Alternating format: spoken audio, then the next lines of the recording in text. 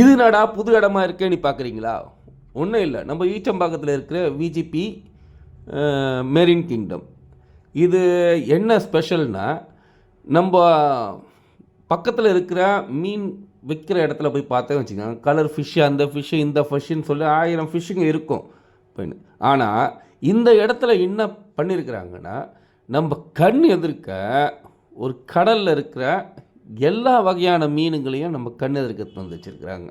அதனால் என்ன ஆகுதுன்னா, பசங்களுக்கு நம்ம காட்டுறதுக்கு அருமையான ஒரு மீன் பண்ணைக்கு இட்டுன்னு போனாங்க எங்கேயும் காட்ட முடியாது.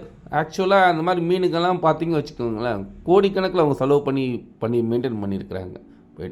இதுலேயும் அவங்க பக்கத்தில் போய் பார்க்குற அளவுக்கு ஒரு சூழ்நிலை அமைச்சு தராங்கன்னா, இதுக்காக நம்ம ஒரு 1000 ரூபா செலவு பண்ண தப்பே கிடையாது.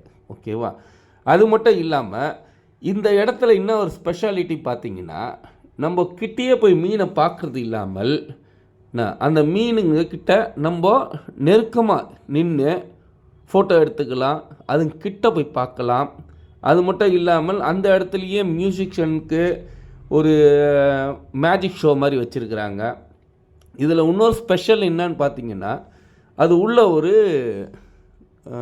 என்ன சொல்லலான்னா ஒரு தேட்டர் மாதிரி இருக்குது. அந்த தேட்டரில் பார்த்தீங்கன்னா வச்சுக்கோங்களேன், இப்போ நம்ம 3D 4D 5D 6D எல்லாம் ஏமாற்றினுக்கிறாங்கல்ல, அப்படியெல்லாம் இல்லாமல் அவங்க ஒரு கண்ணாடி ஒன்று தராங்க.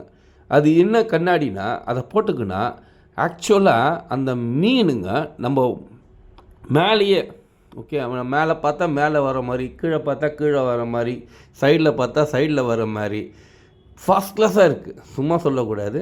அதையும் மறக்காமல் போய் பார்த்துட்டு வாங்க.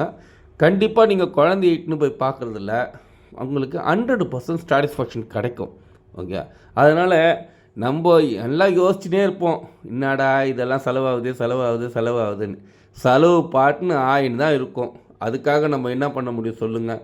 ஆனால் இந்த மாதிரி ஒரு இடத்துக்கு இட்டுன்னு போகணும்னு நினச்சிங்கன்னா, கண்டிப்பாக வெளியூருக்கு போகும்போது தான் இட்டுன்னு போக முடியும். நம்ம பக்கத்தில் இருக்கிற போய் எடுத்துகிட்டு போய் காட்டிட்டு வந்துடலாமே. ஓகேவா? போயிட்டு ஒரு சாட்டிஸ்ஃபேக்ஷன் இருக்கும். பசங்களும் கடைசி வரைக்கும் அதை நினச்சி பேசின்னு இருக்கிறாங்க. அதனால் கண்டிப்பாக போய் செலவு பண்ணி கொஞ்சம் பார்த்து இட்டுன்னு போயிட்டு வந்துடுங்க. நன்றி.